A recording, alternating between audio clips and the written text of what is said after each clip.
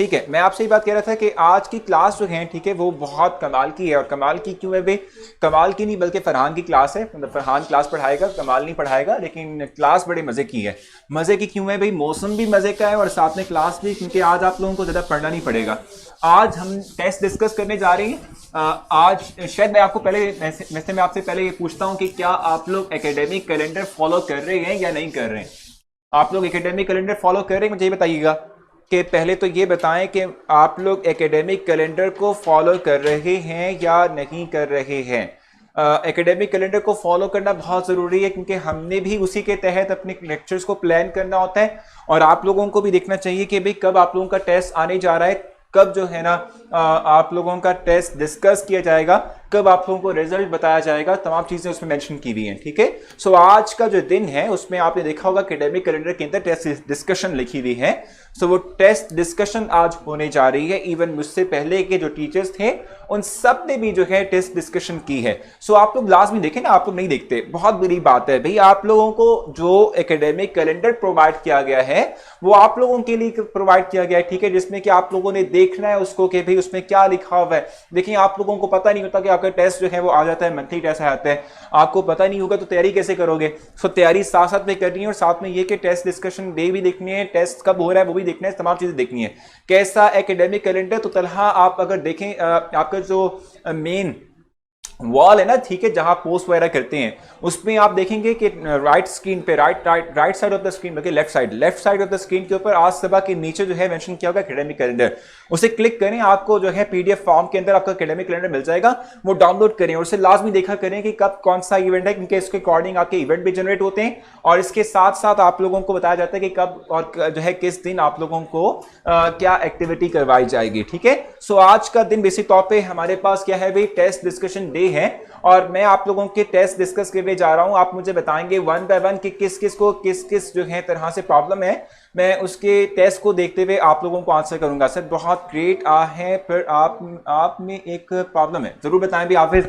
वो यही होगी कि जो है ना मैं जो है आपको आंसर नहीं दे पाया, ठीक है, मैसेंजर पे। आई थिंक मेरे ख्याल से यही प्रॉब्लम होगी हाफिज। मुझे पता है यार, अपनी कमजोरियों का मुझे वाकई पता है, लेकिन फिर बताइएगा, ठीक है।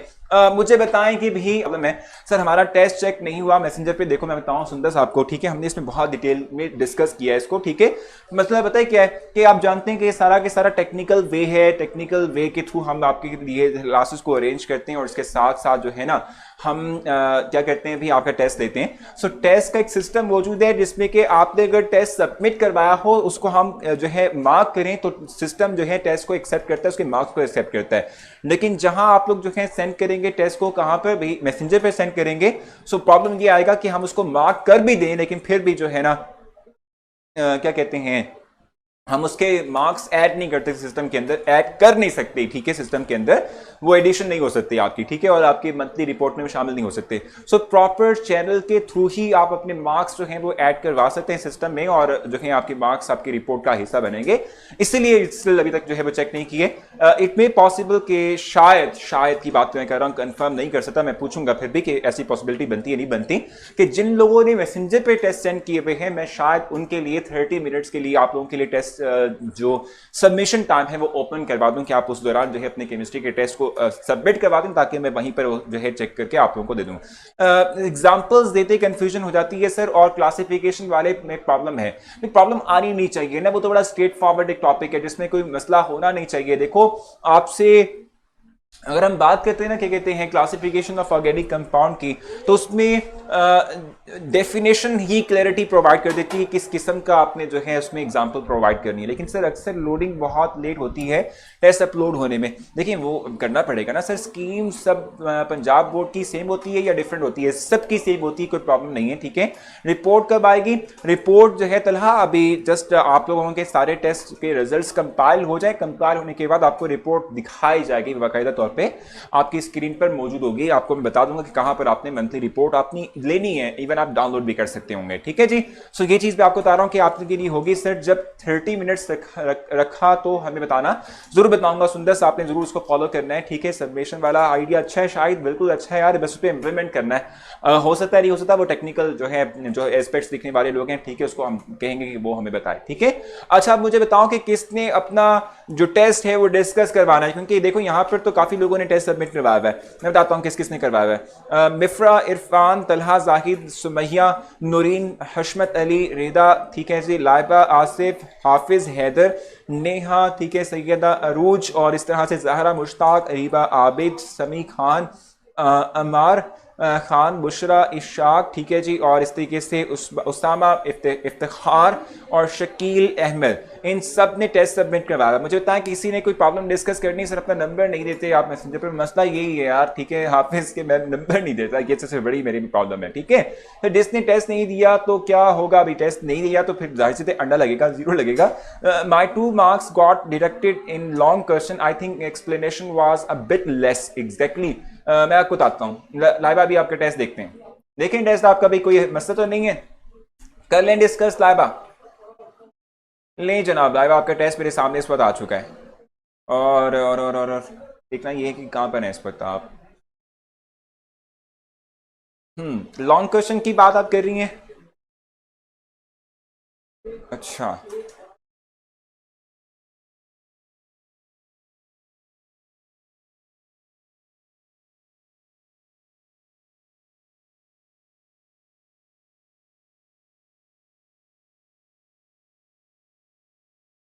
The destructive distillation of petroleum product, ठीक है जी, 20% produce 20% of gasoline due to its high, ठीक है। अब देखो ना यहाँ पर आई थिंक मेरे ख्याल से पेट्रोलियम की बात आपने की हुई है, क्वेश्चन देख लें एक दफ़ा।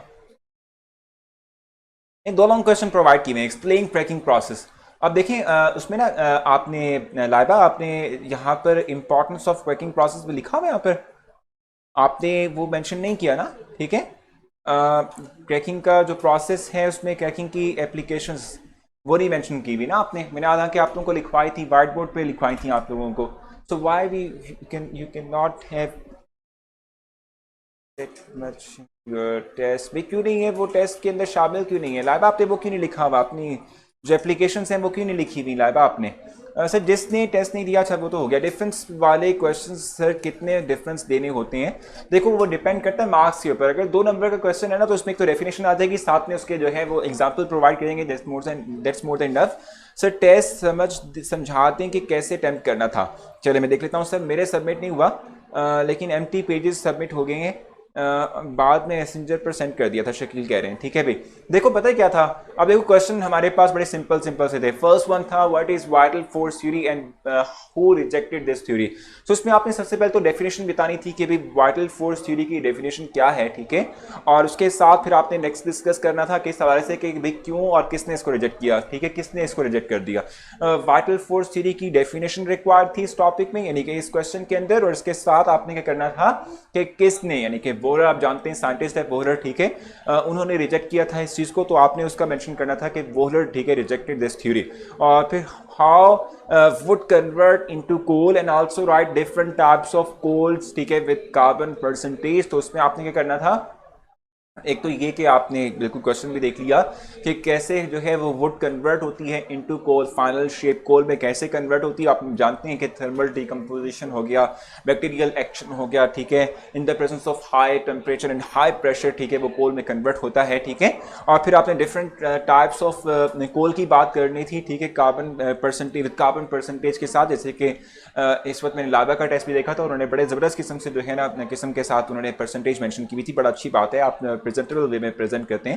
What is the difference between a cyclic and alicyclic compounds. तो ये एक ओपन चेन और एक क्लोज चेन कंपाउंड्स हैं, ठीक है। उसमें सिंपल आपने जो है एक तो डेफिनेशन इनकी और इसकी एग्जांपल राइट करनी थी। What is the functional group and right example. तो उसमें जस्ट आपने डेफिनेशन और कुछ एग्जांपल्स राइट करनी थी, उसमें कोई मसला नहीं है।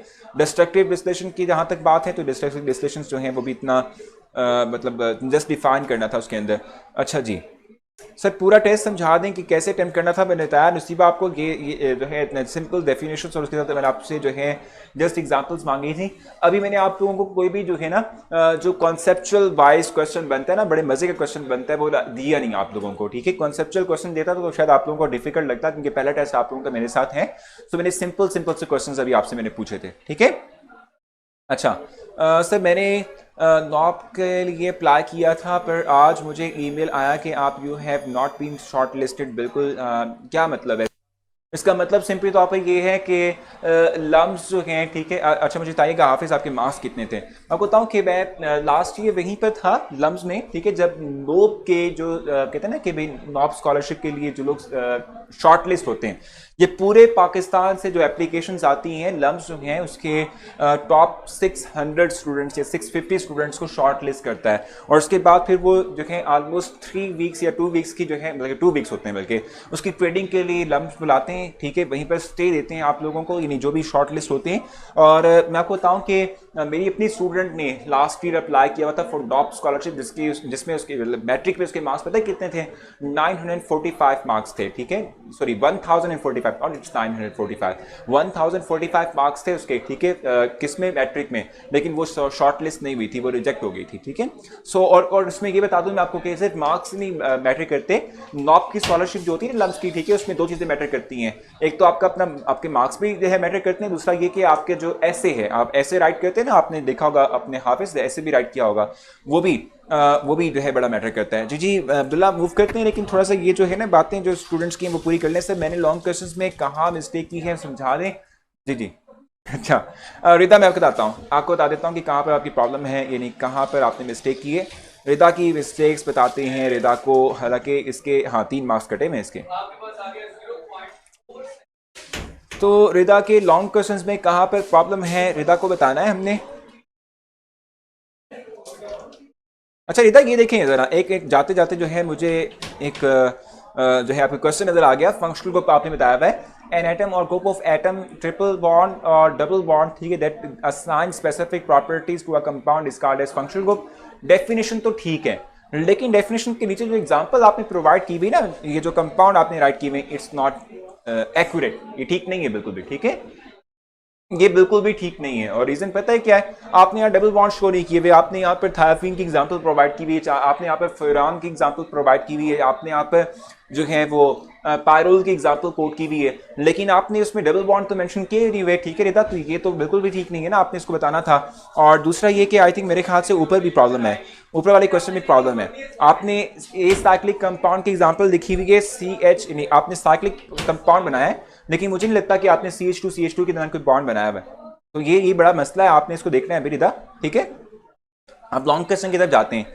Long question, the process in which break down of large hydrocarbon, ठीक है जी, into smaller one in the absence of air is called as cracking. बिल्कुल ठीक है, ये तो बिल्कुल सही आपने किया हुआ है।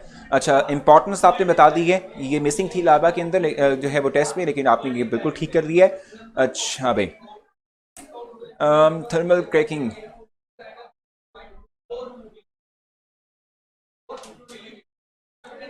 अच्छा ये भी ठीक है, कैटालिटिक क्रैकिंग है।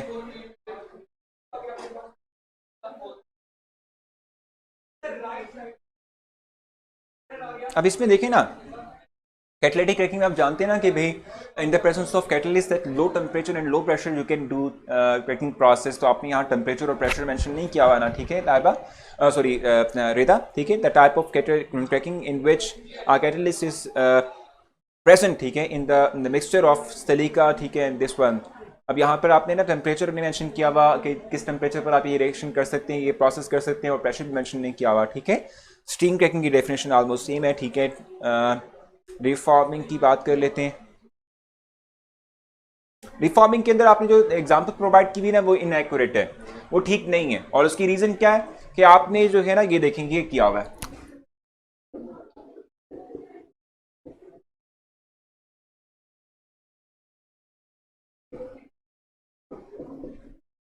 आपने ये स्ट्रक्चर ड्रॉ किया हुआ है। एक तो ये कि पिक्चर आपकी पूरी नहीं है, सो आई थिंक मेरे ख्याल से ये है, पिक्चर आपकी पूरी नहीं है। अब ये ठीक नहीं है, ये गलत है, ठीक है। देखो यहाँ पर कार्बन की वैलेंसी इन कार्बन एटम के बॉन्ड से पूरी हो रही थी, तो आपको हाइड्रोजन लगाने की जरूरत नहीं है ना। आपको देखना है कि किसी एक कार्बन के साथ जो बॉन्ड्स बने हुए हैं विद अदर कार्बन एटम, वो वैलेंसी को पूरा कर रहा है या नहीं कर रहा। अगर कर रहा है तो आपको जरूरत ही क्या है, यहाँ पर आप कार्बन के साथ हाइड्रोजन लगाती ही ना, क्योंकि देखो ऑलरेडी बॉन्ड सारे के सारे पूरे हुए हैं, सारी वैलेंसी पूरी हुई है। So why you need to take that hydrogen at that point, ठीक है। एमसीक्यू को रीड आउट कर दें भी, एमसीक्यू रिवर मेरे पास है नहीं है। मैं थोड़ी देर में कोशिश करता हूँ कि आप लोगों के लिए एमसीक्यू भी रीड कर लूँ। सबसे अच्छा टेस्ट उसामा का था, अच्छा जी ठीक है। उसामा कौन है वैसे, ये भी पता नहीं है जी। बिल्कुल टेस्ट डिस्कशन का डे है ना आज, आप लोगों का पता है ना, आप लोगों को हाउ टू अप्लाई नॉब सेकंड ईयर स्टूडेंट्स, भाई वो आपने किया होगा तभी तो आपको पता है।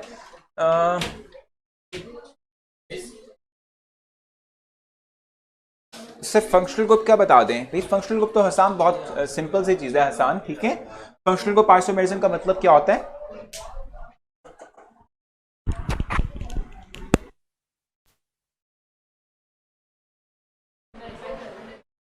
फंक्शनल ग्रुप की बात करते हैं। देखो फंक्शनल ग्रुप का मतलब क्या होता है, डेफिनेशन आपने देखी भी होगी। फंक्शनल ग्रुप का मतलब क्या होता है कि any atom, group of atom, double और triple bond that assign specific properties to specific compound is called as functional group। जैसे फॉर एग्जांपल हम बात करते हैं कि जब भी हमारे पास किसी भी कंपाउंड में OH ग्रुप आएगा तो ये एक अल्कोहल है, ठीक है।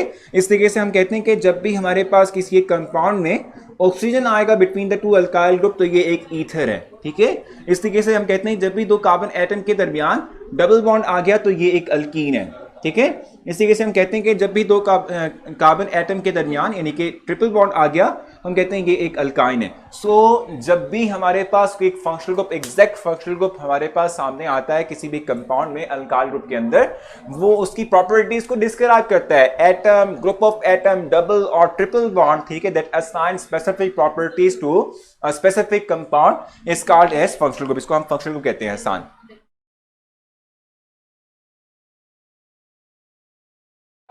ये लम्स की होती है नॉब स्कॉलरशिप तथा फंक्शनल को बता दिया मैंने आपको। नहीं अब कोई चांस नहीं है नेक्स्ट टाइम फिर अप्लाई करने का, वैसे फ़ायदा नहीं होने वाला। आप आगे मूव करें आप, ठीक है। आज आगे बिल्कुल नहीं पढ़ना, फिजान पढ़ना है लेकिन देखें पहले तमाम क्वेश्चंस को आप देख लें इन स्टूडेंट्स के, उसके बाद आगे चलेंगे। स्कॉलरशिप के बारे में बता दें कि मेडिकल स्टूडेंट्स के बारे में सर कोई कॉलेज स्कॉलरशिप अभी तक नहीं है, बताऊंगा मैं आपको। कॉन्सेप्चुअल आंसर्स एक्सेप्टेबल होते हैं या बुक वाले, दोनों एक्सेप्टेबल होते हैं, ऐसा कोई इशू नहीं है इसमें, ठीक है। अच्छा सर जी मेरे लॉन्ग क्वेश्चंस में कहाँ मिस्टेक है, देखा आगे ना हमारा हमारा आ चुकी हैं, सो इनको देखते हैं कि भाई कहाँ पर इशू है इनके लॉन्ग क्वेश्चंस के अंदर। तो हमारे के क्वेश्चंस को देखते हैं कि कहाँ प्रॉब्लम आ रही है।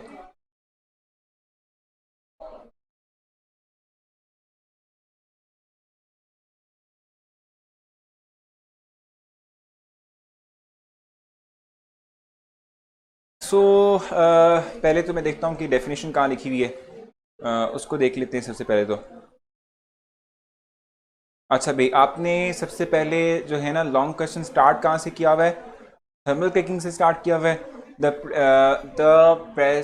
प्रोसेस ठीक है of thermal cracking which is done through under the high temperature and pressure of unsaturated hydrocarbons are known as यार इस जो है ना डेफिनेशन पे थोड़ा सा इशू है। इशू क्या है, आपने लिखा हुआ है the process of thermal cracking which is done through under the high temperature and pressure of unsaturated hydrocarbons. अब देखो ये यहाँ पर डेफिनेशन के अकॉर्डिंग आप ये बात कह रही हैं कि थर्मल क्रैकिंग जो है वो अनसेचुरेटेड हाइड्रोकार्बन्स के लिए की जाती है, ये सेंस ये क्रिएट हो रही है। और ये सेंस बिल्कुल ठीक नहीं है क्योंकि जितने भी हमारे पास कंपाउंड होते हैं हम उनको थर्मल क्रैकिंग के थ्रू ब्रेक कर सकते हैं, ठीक है। ये होना चाहिए कि था कि आप ये लिख देती यहाँ पे डेफिनेशन इस तरह से आपने जो स्टार्ट किया था बिल्कुल ठीक था कि द प्रोसेस ठीक है of thermal cracking which is done through under the, ये देखें ना रन थ्रू अंडर द, ये प्रॉब्लम है under the high temperature and pressure and that will produce unsaturated hydrocarbons। ये होना चाहिए था। आपने लिखा कि high temperature and pressure of unsaturated hydrocarbons, ये सेंस क्रिएट कर रहा है कि सिर्फ unsaturated hydrocarbons को ही आप थर्मल क्रैक कर सकते हैं, ठीक है। उसके बाद कैटेलिटिक क्रैकिंग हमारे पास आ गया, the process of metallic cracking. अच्छा भाई यहाँ पर अच्छा कैटेलिटिक क्रैकिंग लिखा हुआ है is done in the presence of SiO2 and Al2O3 होना चाहिए था। ये उल्टा कर दिया आपने, Al3O2 लिख दिए, ये मिस्टेक है। एल्यूमिनियम ऑक्साइड का जो फार्मूला करेक्ट वन है वो Al2O3 है।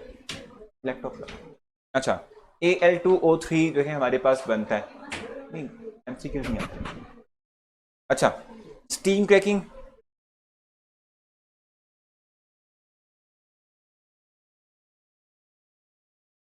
अच्छा, और स्टीम क्रैकिंग की बात आपने क्या लिखी, जरा वो भी देख लेते हैं। The process in which the higher hydrocarbons are converted into the lower hydrocarbons, ठीक है जी, एट 900 डिग्री सेंटीग्रेड। अब देखिए यहाँ पर स्टीम का कहीं वर्ड यूज नहीं किया हुआ आपने अमार, ठीक है, आपने लिखना था कि भी जो हमारे पास स्टीम क्रैकिंग प्रोसेस है इसका मतलब क्या होता है कि the cracking process in which we break the higher hydrocarbons by mixing it with steam.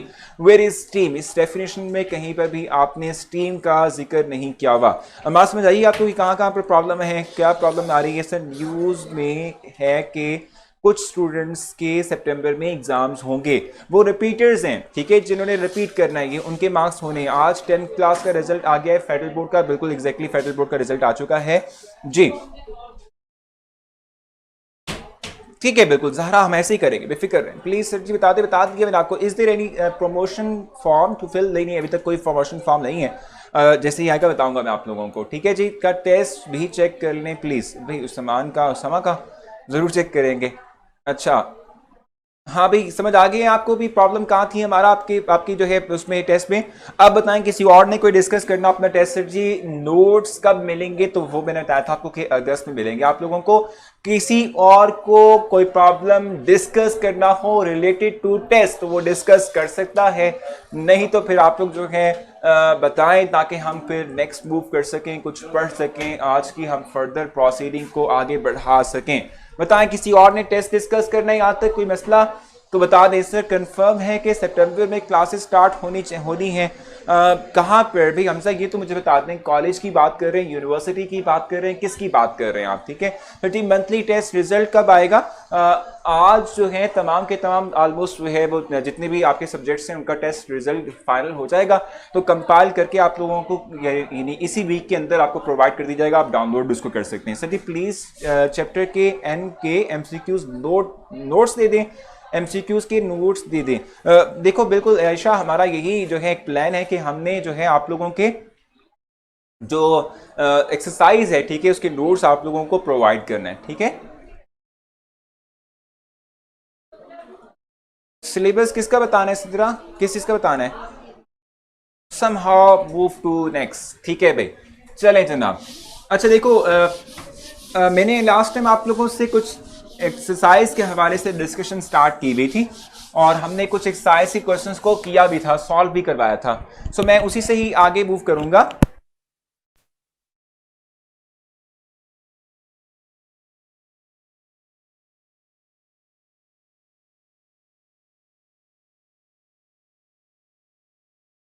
Ji sir medical के एग्रीगेट कैलकुलेट कैसे करते हैं? देखो भाई मेडिकल के एग्रीगेट कैलकुलेट करने का जहां तक प्रॉब्लम है, रिपीट करें के एग्जाम्स, रिपीटर्स के एग्जाम फर्स्ट के, नहीं देखो सुमैया जहां तक बात है ना भी रिपीटर्स के तो एग्जाम होने हैं, कॉलेजेस बिल्कुल ओपन होने, मतलब होप्स के ओपन होंगे क्योंकि कह तो यही रहे हैं, बिल्कुल ठीक है जी, थैंक यू। अच्छा साथ में बताऊंगा आपको ना उसका फॉर्मूला जो है, ठीक है, वो जब हम क्रैकिंग से कहते हैं भाई आपकी कैरियर काउंसलिंग करेंगे ना तो उसमें आप लोगों को जरूर बताएंगे इस हवाले से, ठीक है। चले भी अब हम एक्सरसाइज डिस्कस करते हैं, जहां तक हमने किया था उसी से ही आगे मूव करते हैं और उससे आगे मैं आप लोगों को ले चलता हूं। लास्ट टाइम हमने question number I think 9 complete कर लिया था, 10 से ऑनवर्ड स्टार्ट करेंगे। सो 10 से ऑनवर्ड हम टेस्ट स्टार्ट मतलब डिस्कशन स्टार्ट करते हैं। सर हमारा बोर्ड का रिजल्ट कब आएगा? किस चीज़ के बोर्ड का रिजल्ट अब्दुल्ला आप कह रहे हैं? कौन सा बोर्ड का रिजल्ट आना, क्योंकि फर्स्ट ईयर के तो टेस्ट आप लोगों के हुए नहीं, ठीक है। अच्छा right a short note on cracking of hydrocarbon, ये क्वेश्चन नंबर 10 है। हमने हाइड्रोकार्बन की क्रैकिंग का प्रोसेस पढ़ा भी हुआ है, आपने इस बार की क्वेश्चंस को अटेंड भी किया हुआ है इन टेस्ट, ठीक है। सो उसको करने की जो है हमें डिस्कस करने की जरूरत ऐसा नहीं है, ठीक है। इस तरीके से क्वेश्चन नंबर 11 है, explain the reforming of petroleum with the help of suitable example. तो रिफॉर्मिंग भी आपने इस टेस्ट के अंदर अटेंड किया था, उसकी डेफिनेशन, उसकी एक्सप्लेनेशन, ठीक है, और उसके बाद आपने जो है उसके हवाले से देखा था कि रिफॉर्मिंग का प्रोसेस जो है वो आप थ्रू एडिटिव भी कर सकते हो, कोई केमिकल ऐड करके भी कर सकते हो, ठीक है जी। अच्छा और उसके बाद फिर नेक्स्ट क्वेश्चन क्या है हमारे पास? 12 है, describe important sources of organic compound. तो उसमें आप जानते हैं कि उसमें आपने जो है देखा था कोल है, ठीक है, नेचुरल गैस है, इसके अलावा आपने देखा था कि भी हमारे पास जो है वो पेट्रोलियम है। ये तीन मेजर हमारे पास हम कहते हैं कि मेजर हमारे पास सोर्सेज हैं, ठीक है। अच्छा, what is orbital hybridization, explain sp3 sp2 and sp hybridization. तो ये भी हमने एक्सप्लेन की हुई है, इसकी डेफिनेशन और इसके साथ एक्सप्लेनेशन मैंने आप लोगों को प्रोवाइड की हुई है। Explain the type of bond and the shape of the following molecule using the hybridization approach, ठीक है। सो उसमें आप देख लें कि क्वेश्चंस जो उसने राइट किए हुए, मैं उसके लिए इसमें जो है पहला जो क्वेश्चन उसका है CH3 वाला जो है,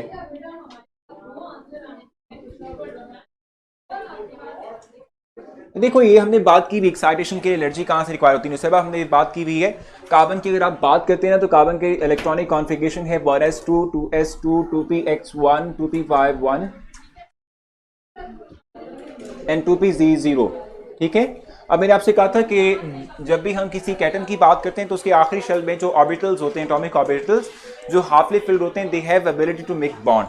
तो ये दोनों के दोनों एबिलिटी रखते हैं कि ये बॉन्ड बना सकते हैं, तो कम से कम ये तो बॉन्ड बनाएंगे ना। और आप जानते हैं कि बॉन्ड फॉर्मेशन का प्रोसेस हमेशा एक्सोथर्मिक होता है। एक्सोथर्मिक मतलब कि वो एनर्जी को इवॉल्व करता है। सो ये एनर्जी को इवॉल्व करेगा, इतनी सफिशिएंट एनर्जी होगी कि ये 2s से इलेक्ट्रॉन एक्साइट करके 2pz में ले जाए, ठीक हो गया। सो इस तरीके से क्वेश्चन नंबर 13 में इस वक्त 13 तो देखो यही sp3 sp2 और sp हाइब्रिडाइजेशन की बात कर रहे हो। सो वो तो हम एग्जांपल और इसकी डेफिनेशन और एक्सप्लेनेशन हम ले चुके हैं ना। ऑर्बिटल हाइब्रिडाइजेशन वही है जो हमने sp3 sp2 और sp पढ़ी हुई, वही है, ठीक हो गया। अच्छा, इसमें तो आप जानते हैं कि ये sp3 हाइब्रिडाइजेशन होगी। आपने हमेशा ये चीज देखनी है कि जब भी हमारे पास कार्बन की वैलेंसी सिंगल बॉन्ड के थ्रू जो है वो फुलफिल हो तो वो sp3 हाइब्रिडाइजेशन होती है, ठीक है। इस तरीके से दूसरा कंपाउंड जो उसने दिया हुआ है उसमें उसने बात की हुई है CH2 डबल बॉन्ड CH2 की बात की हुई है। अब यहाँ पर कार्बन की जो वैलेंसी वो पूरी हो कर रहा है, ठीक है, वो डबल बॉन्ड के थ्रू कर रहा है, तो ये sp2 हाइब्रिडाइजेशन होगी। सर प्लीज क्वेश्चन नंबर 1 बता दें। क्वेश्चन नंबर 1 कौन सा कह रही हैं आप? क्वेश्चन नंबर 1 जो फिलिंग द ब्लैंक्स है, फिलिंग द ब्लैंक्स तो हमारे जो है उसमें शामिल नहीं है ना, ठीक है। सिलेबस का या कहते हैं कि बोर्ड पैटर्न का अगर हम बात करते हैं तो उसमें शामिल ही नहीं, तो उसमें करने की जरूरत भी नहीं है, ठीक है। अच्छा, इस तरीके से फिर हमारे पास ये आता है CH ट्रिपल बॉन्ड CH, ये क्या है? ये sp हाइब्रिडाइजेशन को शो करता है। कार्बन की वैलेंसी हम यहाँ पर ट्रिपल बॉन्ड से जो है कंप्लीट कर रहे हैं, ठीक है। उसके बाद फिर हमारे पास कंपाउंड आता है HCHO। अब इसमें हमारे पास sp2 हाइब्रिडाइजेशन है। अब ये कैसे चलेगा? आपको इसका स्ट्रक्चर ड्रॉ करना आना चाहिए। ये बेसिक तौर पे जो है हमारे पास एल्डिहाइड है। एल्डिहाइड मतलब ये देखें, ये अब इसमें आप देखें कार्बन ऑक्सीजन के साथ डबल बॉन्ड बना रहा है, तो ये sp2 हाइब्रिडाइज कार्बन एटम है। sp2 हाइब्रिडाइज कार्बन एटम है, यानी कि इसमें sp2 हाइब्रिडाइजेशन होगी, ठीक हो गया। इस तरीके से CHCl3, ये तो बहुत सिंपल सा था, CH3Cl, ये भी sp3 हाइब्रिडाइजेशन है क्योंकि कार्बन की वैलेंसी जो है सिर्फ सिंगल बॉन्ड से सिग्मा बॉन्ड से पूरी हो रही है। सो वो जो है sp3 हाइब्रिडाइजेशन ही होगी। सो जस्ट ये sp2 ये ट्रिकी था, बाकी सारे आसान थे। सर अगर फिल इन द ब्लैंक्स को MCQ टाइप कर दें फिर अभी हमजा कर सकते हैं, इसमें कोई इशू नहीं है, ठीक है। आप चाहते हैं तो वो भी हम कर लेंगे, उसमें कोई मसला नहीं, कोई मजायका नहीं है, मैं करवा दूंगा, मुझे कोई इशू नहीं है, ठीक है। मैं कह रहा हूँ कि हम जो है वो आगे मूव करें, आगे नेक्स्ट मूव कर सकें, ठीक है, आगे हम चल सकें, और अगर आप चाहते हैं तो ज़रूर हम करेंगे, मोस्ट वेलकम, ठीक है। सो मैंने आपको बताया कि ये जो हमारे पास है फॉर्मल्डिहाइड है, ये बेसिक तौर पे ये इसमें ये जो कार्बन एटम है ये sp2 है। सर कौन सा चैप्टर है ये 7 चैप्टर है जिसकी हम एक्सरसाइज की बात कर रहे हैं। हमारे जो इंट्रोडक्टरी जितने भी टॉपिक्स थे वो कंप्लीट हो चुके हैं। अच्छा, अब क्वेश्चन नंबर 15 लास्ट वन है, ठीक है, इसको मैं डिस्कस करूंगा और उसके बाद हमारा चैप्टर कंप्लीट हो जाएगा। Why there is no free rotation around a double bond, ठीक है, and free rotation around single bond, discuss cis and trans isomerism. तो मैं इसका आंसर लिखवा चुका हूं आपको, ठीक है। आपको पता होगा कि मैंने आप लोगों को पहले भी बताया हुआ है कि जब हम बात करते हैं ना डबल बॉन्ड की, मैं बता देता हूँ उसको दोबारा से तरह एक्सप्लेन कर देता हूँ। हम ये बात पढ़कर आ चुके हैं, ठीक है, हम ये बात बढ़कर आ चुके हैं कि जब हम बात करते हैं ना डबल बॉन्ड की, मैंने आपको ये इसकी थ्रू एग्जांपल बताई थी, ये देखो ये इसकी एग्जांपल बताई थी। देखो ये डबल बॉन्ड है ना बिटवीन कार्बन एटम, अगर आप रोटेशन करते हैं तो रोटेशन से क्या होगा कि जो बॉन्ड है, ठीक है, वो खींचेगा, स्ट्रेस डेवलप होगा। जब बॉन्ड खींचेगा तो वो टूट भी सकता है और टूटेगा भी, ठीक है। सो हम कहते हैं there is no free rotation along double bond, but there is a free rotation along single bond, जिसको आप रोटेट कर सकते हो, ग्रुप्स को रोटेट कर सकते हो कार्बन के अलोंग, ठीक है। सो ये हमने इसका आंसर लिया हुआ है। लिखा हुआ है, बिल्कुल सही कहा। अच्छा, इसकी बात कर लेते हैं। ये जो हमारे पास है इसकी हम बात कर लेते हैं। इसमें आप देख सकते हैं मैंने आपको एक हिंट प्रोवाइड कर दिया, जब भी कार्बन की वैलेंसी डबल बॉन्ड के थ्रू पूरी हो तो वो sp2 हाइब्रिडाइजेशन को शो करेगा। सो यहाँ पर कार्बन की वैलेंसी sp2 से शो, मतलब डबल बॉन्ड से पूरी हो रही है। सो ये sp2 हाइब्रिडाइजेशन को जो है वो शो करता है। ये देखो CH3Cl है, it's CH3Cl, it's not CH, ये Cl है। इसकी sp3 हाइब्रिडाइजेशन होती है। यहाँ पर भी हमारे पास सिंगल बॉन्ड है ना, तमाम कार्बन एटम्स सिंगल बॉन्ड के थ्रू अपनी वैलेंसी को पूरा कर रहे हैं। डबल बॉन्ड है, ये देखो ना, कार्बन ऑक्सीजन डबल बॉन्ड बना रहा है, 2 बॉन्ड ये, 1 बॉन्ड ये, 1 बॉन्ड ये, 4 बॉन्ड पूरे हो रहे हैं। तो देखो इस कार्बन की वैलेंसी डबल बॉन्ड की वजह से पूरी हो रही है। इस चीज को हम कहते हैं इट्स sp2 हाइब्रिडाइज ऑर्बिटल।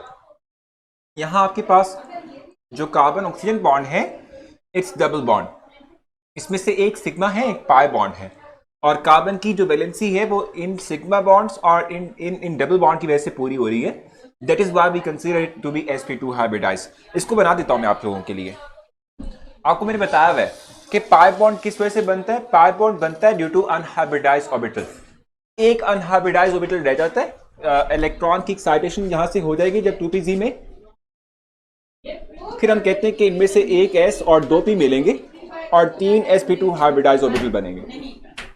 अब एक रह गया हमारे पास अनहाइब्रिडाइज, जो perpendicular to the plane that contains the hybridize orbital रहेगा। सो उसको हम देखते हैं, उसके मुताबिक हम बात करते हैं। ठीक है, हो गया क्लियर आपको हमारा?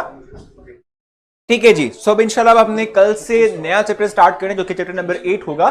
सो आप अपना बहुत सारा ख्याल रखिएगा, कल मिलते हैं इंशाल्लाह। ठीक है, चैप्टर एंड है, कोई एनिमेशन दिखा दें बेस्ट हो जाएगा।